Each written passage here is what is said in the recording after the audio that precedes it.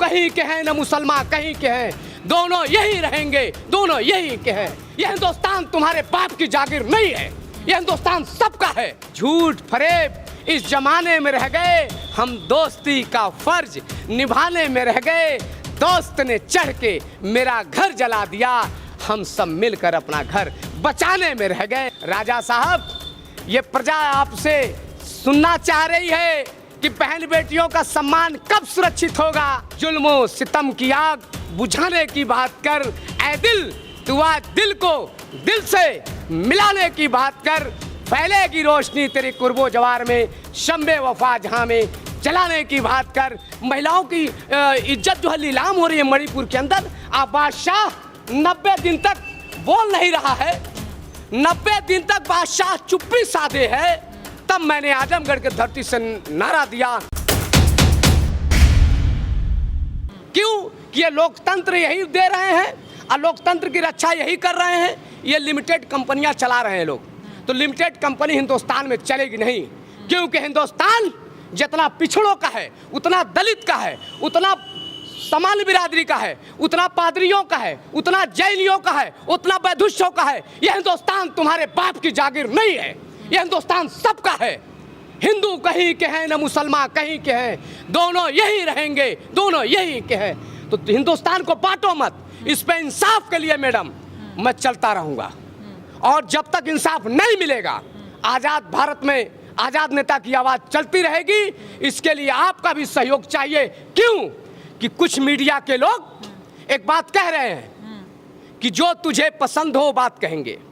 मीनू लेके जा रहे हैं, प्रधानमंत्री जी बताइए आज मीनू क्या बनेगा, अमित शाह साहब बताइए आज मीनू क्या बनेगा। लेकिन पल्लवी जी, मैं एक बात जरूर कहूंगा, आप उस मीडिया में से नहीं हैं। तलवार की धार पे आप कलम को चलाती हैं। मेरा आपसे यही अनुरोध है कि उनमें से मत बनिएगा। उनके लिए मेरी 2 लाइन है। उन कहते क्या है कि जो तुझे पसंद हो बात कहेंगे, और दिन को कहो रात तो रात कहेंगे।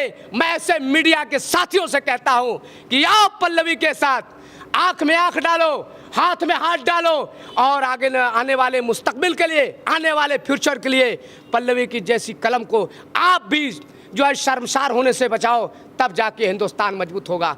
क्योंकि ये लखनऊ से चलकर यहाँ तक आई हैं, इनके लिए धन्यवाद है। और साथ साथ एक बात जरूर आपसे मैं कहूँगा कि जब जब भी हिंदुस्तान में जब जब भी कठिनाई आई है, आप अभी वो पहलवानों का मामला था तब भी आपने कवरेज किया, और मणिपुर की घटना को, आप जो भी घटना होती है आप अपने जान हथेली पर लेकर आप जनता के बीच में जाती हैं।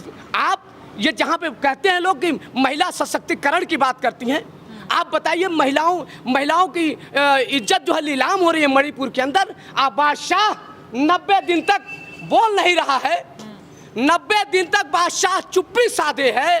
तब मैंने आजमगढ़ के धरती से नारा दिया कि बादशाह चुप्पी तोड़ो, बादशाह चुप्पी तोड़ो। तो परसों चुप्पी थोड़ी सी टूटी, अब वो टूटी, सब लोगों ने देखा। जो तथ्य था, जो तर्क होना चाहिए, वो राजा साहब ने तर्क का जवाब नहीं दिया, सिर्फ अपने ब्रांडिंग किया। और लोग शर्म आनी चाहिए। आप कहते हैं बेटी बचाओ बेटी पढ़ाओ, महिला सशक्तिकरण की बात कर रहे हैं।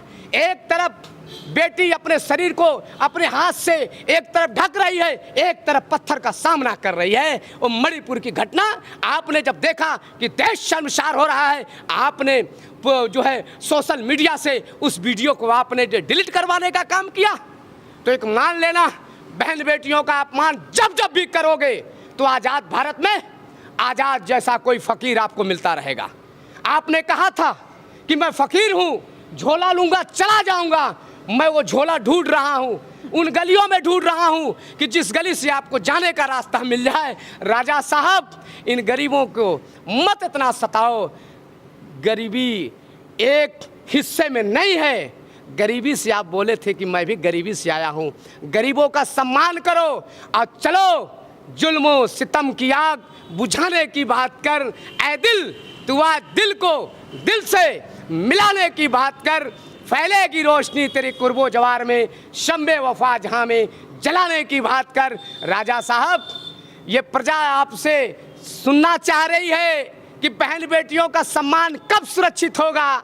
रोजगार कब सुरक्षित होगा, स्वास्थ्य कब सुरक्षित होगा, किसानों के चेहरे पे खुशहाली कब आएगी, अब बहन बेटियों की कलाइयाँ कब मजबूत करोगे। राजा साहब ये प्रजाओं का ध्यान दो। प्रजा जब उखड़ेगी ना तो हिटलर जैसे लोग को सुसाइड करना पड़ा। इतिहास को पढ़ो, मैकाइबर बेज को पढ़ो, कार्ल मार्क्स को पढ़ो, आप नेल्सन मंडेला को पढ़ो, तब पता चलेगा कि हिंदुस्तान किस गली में किस किस कूचे में है। आए आप सिर्फ सूट बूट में परेशान हैं। सूट बूट देखकर देश नहीं चलने वाला, जाना पड़ेगा गांव खलिहानों में। जब गांव खलिहानों में जाएंगे तो किसानों का, आपको मालूम है लाल बहादुर शास्त्री ने एक नारा दिया था, जय जवान जय किसान। इसका मतलब था कि जब किसान खुशहाल होगा तो सीमा पे हमारा जवान खुशहाल होगा। तो सीमा पे जवान बेहाल है और किसान भी बेहाल है। आज हाल क्या है देख लीजिए, खाद की क्या, उर्वरा शक्ति की क्या पोजीशन है, किसान के बीच की क्या पोजीशन है। आया दिन किसान आत्महत्या कर रहा है। राजा साहब आंख को खोल दो, आंख को खोलो और कान से सुनना शुरू कर दो, क्योंकि हिंदुस्तान तुझे पुकार रहा है। क्यों? झूठ फरेब इस जमाने में। राजा साहब झूठ बोलने में एक नंबर। इंटरनेशनल अगर प्रतियोगिता करा लिया जाए तो राजा साहब हमारे झूठ बोलने में एक नंबर में, इंटरनेशनल प्रतियोगिता करा लिया जाए तो राजा साहब झूठ बोलने में प्रथम स्थान हासिल करेंगे। इसलिए राजा साहब को मैं कहूँगा कि झूठ फरेब इस जमाने में रह गए, हम दोस्ती का फर्ज निभाने में रह गए। दोस्त ने चढ़ के मेरा घर जला दिया, हम सब मिलकर अपना घर बचाने में रह गए। तो मैं ज़रूर चाहूँगा कि राजा साहब बहन बेटियों के सम्मान से खिलवाड़ अगर कोई कर रहा है तो इस पे कठोर कार्रवाई करिए, कठोर कार्रवाई करिए और आप निर्देशित करिए संबंधित अधिकारियों को।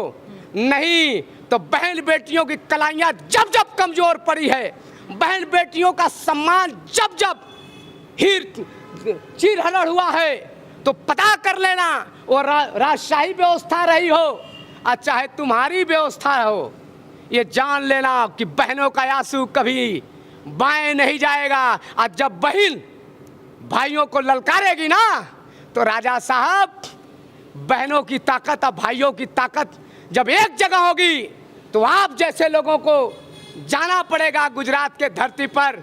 अब वही चाय की केतली पता नहीं आपने लिया था कि नहीं, लेकिन हकीकत में केतली आपको गुजरात जाके लेना पड़ेगा, यह मुझको मालूम है।